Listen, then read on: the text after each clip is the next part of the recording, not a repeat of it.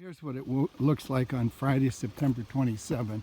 We got up here 10 days ago, and the framework for that patio cover was up, but it was open to the sky. Willie Byers and his crew put in the tongue and groove planking, and then he put the sheeting up over that section. And he also did the very same thing with tongue and groove and the roof sheeting to completely fill in the roof on this side. And this small but tall section of overhanging roof, they put up the tongue and groove up there. And here it is from this side with the sheeting all on the upper roof. So getting that roof sheeting in place, that's what it looks like on the inside of the house. So next Wednesday, the roofer is scheduled to come. The other thing that Willie's crew has done is put in that front door.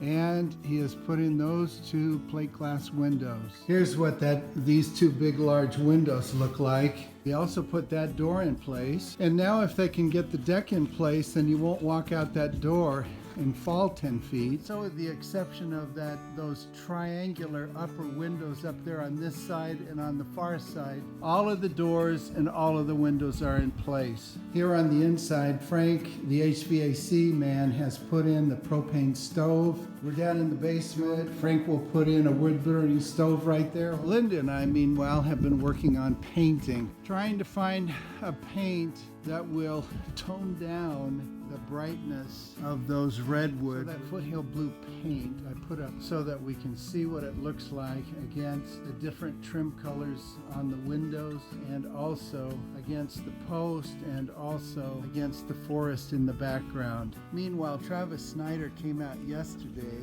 and worked all on that upper slope up there. So here's what his park effort looks like from the upper bedroom window, and this little section in the Y in the road, and he's also done down below.